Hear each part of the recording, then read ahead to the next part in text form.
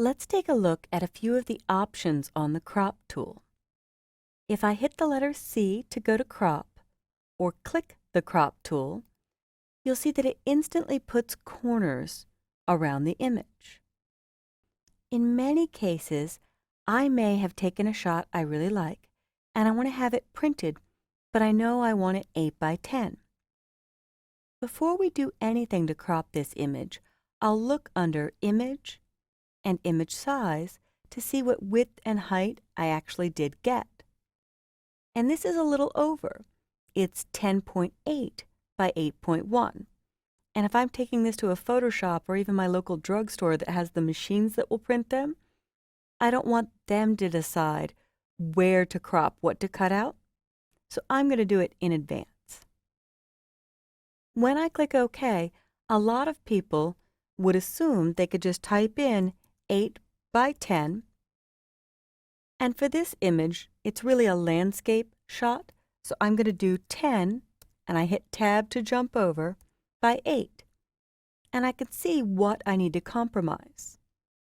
I might want to keep the entire palm tree, so I'll move the image over until that fits. However, if I double-click to do the crop or press Return or Enter and check Image, Image Size, it's not 8 by 10. Not really. It's a ratio that if I typed 10 now, it's exactly 10 by 8. So if you used one of those machines to print your own pictures, it would scale perfectly and you wouldn't have to sit there and fiddle with it or crop. But I'm going to hit Cancel, and I'm going to undo the crop. Here is the way that you get it exactly the size and resolution that you want. Most images need 300 pixels per inch for magazine quality, but a lot of those digital devices, like the ones at your local drugstore or Photoshop, only need around 225 pixels per inch, or maybe 150. But I set all of mine to 225. If I select where it says a 4 by 5 ratio is the same as an 8 by 10 ratio, the numbers with the colons in them are ratios. They're not final width and height. There are pre-saved options of 4 by 5 at 300 pixels per inch, or 8.5 by 11 at 300 pixels per inch, but not exactly the size I'm looking for. So instead of using ratio, I will select width and height and resolution.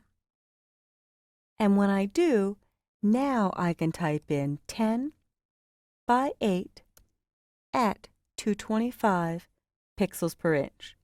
And often 150 is fine. Then I will scoot it over so I keep this palm tree in the picture. And when I double-click or press Return or Enter, the file size did drop, so I end up at 11.6 megs.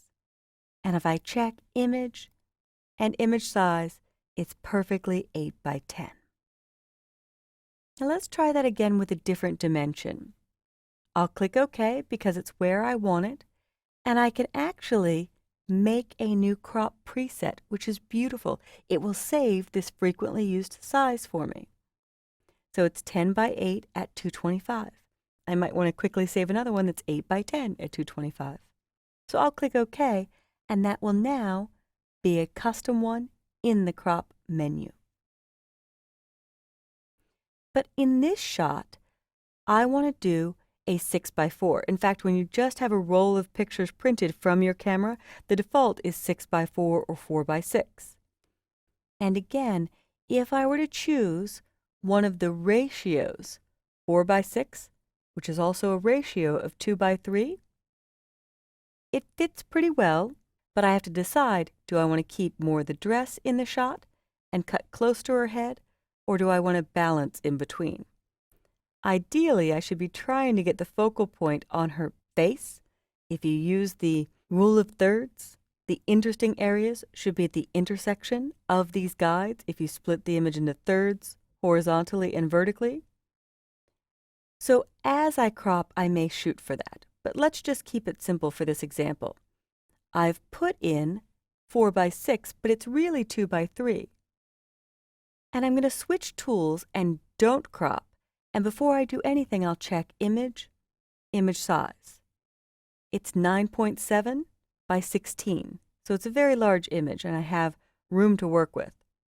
In fact, it's a 25 megabyte file. If I come back to the crop tool, it's still on my ratio of 4:6, and I'll just choose to crop it at the center. So I'll press Return or Enter, or double-click. Return brought up the crop bound. A double-click performed the crop, and now it only dropped to 23 megs. I didn't show you this earlier, but under Image size, it went to 9.7 by 14, but it kept the same resolution, 240 pixels per inch. So I really only lost a little bit. It didn't end up at 4:6 or 2:3 because those are ratios, not dimensions.